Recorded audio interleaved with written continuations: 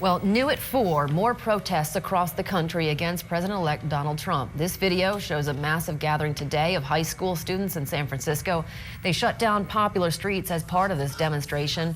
And we also have video of New York City. Protesters chanted and held signs saying, "Not my president." Tonight at the state's capital, Idahoans will be holding their own protest. KBOI2's Kelsey McFarland is live, and she tells us what organizers are saying. Well, Brent, Natalie, tonight at 6 o'clock, hundreds of people are expected to take place in a march right here at the State House. Nearly 300 people responded to this public event on Facebook. Now, in the description, the two organizers say they just want their voices to be heard, that they do not support Donald Trump, and that they're willing to fight against him for the next 4 years. Now, some ground rules have been laid down for this event. The organizers say no violence, no burning the flag, and no blocking traffic. Now, we do know that at least one more public protest is scheduled for this weekend. Live in Boise, Kelsey McFarland, KBOI2 News.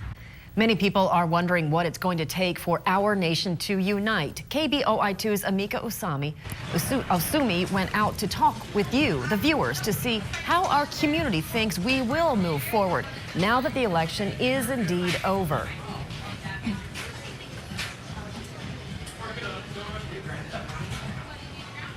Yes, Brent and Natalie. Today I sat down in coffee shops in Boise and Nampa to see how locals think they'll move on from Tuesday's election, no matter how happy or disappointed they may be.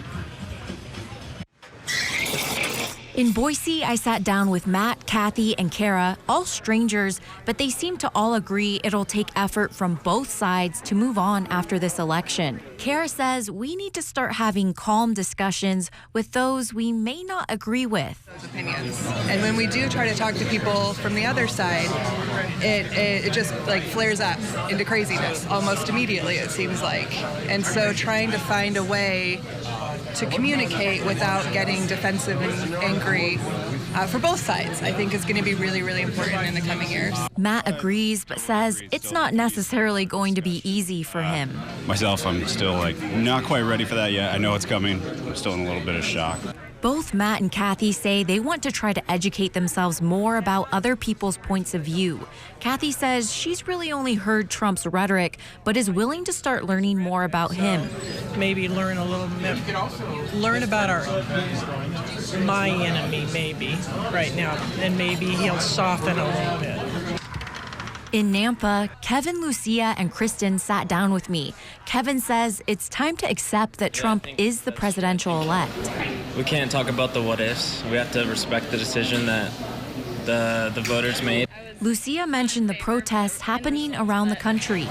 We're still our country and we got to stick together, even though we're not happy about it. Protesting isn't going to overturn an election. They all agree that protesters have the right to express themselves, but Kevin thinks we need to move on with optimistic attitudes. I think we should do things in hope and not in fear of what could happen or what could not happen, but in hope for something that could change for the better.